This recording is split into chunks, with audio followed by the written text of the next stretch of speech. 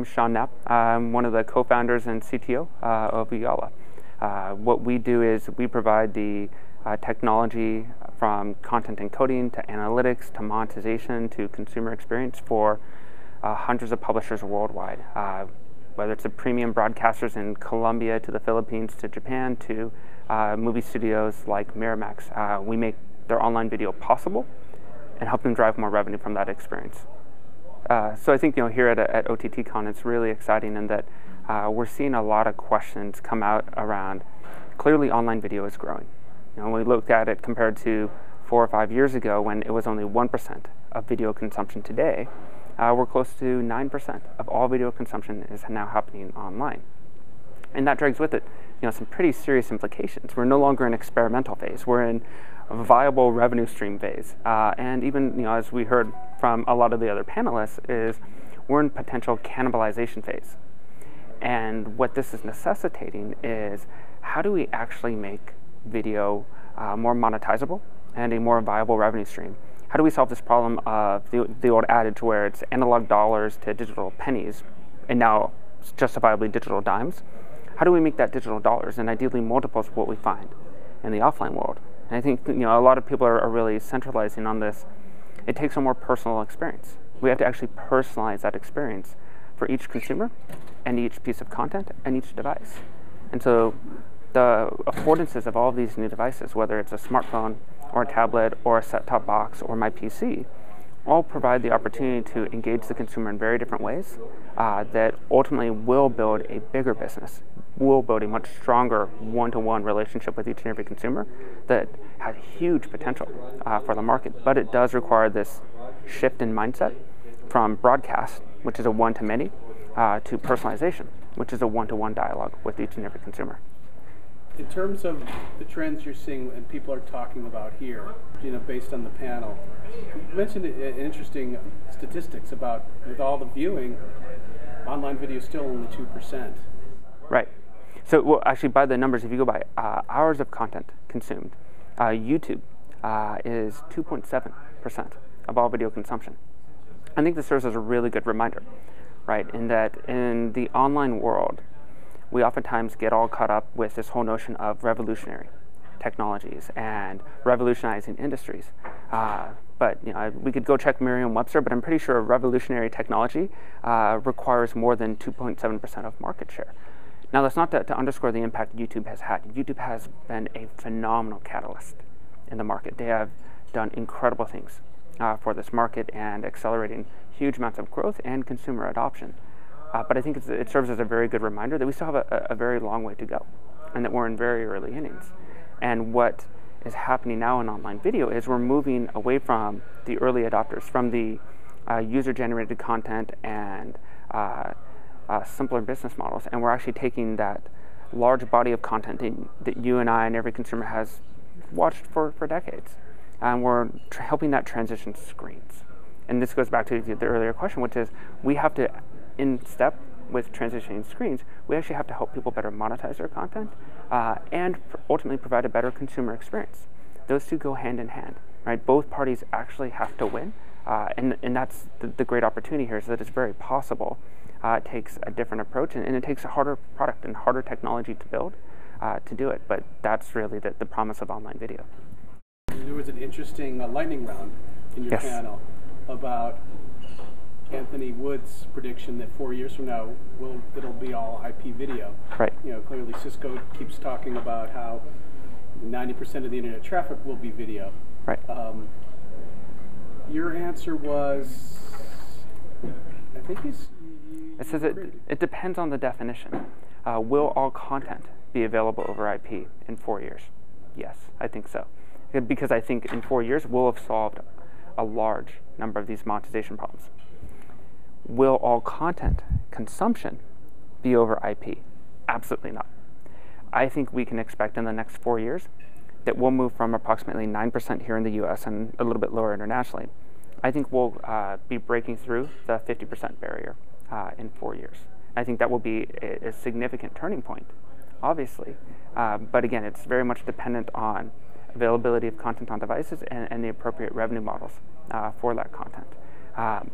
It will be a long time until 100% of content consumption shifts to IP. We will see that happen more slowly, but the primary need today is the availability of content, whether that's the compression of windows or new monetization models, new subscription models, new packages. I think will really help facilitate that. And so in terms of your customers, what are they asking for now, and what are they asking for in the future? Right. So kind of along this evolutionary path that we've talked about, the needs of the market are actually evolving as well. 3-4 years ago, the needs were largely around what we'd categorize as management of content. I have an existing workflow, or I'm not even a traditional broadcaster. I'm a brand new online media company, and I need a content management system. Somebody please help me organize my video content. And that was a big needs. Today, the needs have evolved to this second phase, which we categorize as reach. I have my content, it's managed. I either have my existing digital broadcast workflow or I have my existing CMS, but now I need to be able to reach consumers across all devices. And that's a very hard problem to solve today, because it's not just PC, it's not just smartphone, of which there's still a number of platforms, but it's also over-the-top set-top boxes. And we have wild fragmentation in the 10-foot experience part of the domain. And these problems are still very hard to solve. How do I actually provide not just content to the consumer, but how do I give them a very engaging experience? How do I make it fast and performant and tightly integrated with how I'm monetizing? So ultimately, I'm optimizing that experience for the consumer. Now that takes us to the third phase, and this is where, depending on customers and how far along this sort of evolutionary path they are, different customers have arrived in this set of needs sooner than others. Ultimately, 2 years from now, this is all anybody is going to care about. Right? The reach problems will have largely been solved to varying degrees of success, but the primary focus will be on monetization. How do I ultimately monetize my content better? And the trick is, as I was mentioning, the trick isn't how do I just show more ads, or how do I just increase the CPMs of my existing ads. That's absolutely part of the picture, but there's a lot more to it than that. It's, for example, how many ads should I show and where? And ultimately, for each and every consumer, how do I change that? Right? Some consumers respond better to 15-second ads. Others respond phenomenally well to overlays, depending on where they are in their consumption cycle and sort of the state of mind the consumer is in.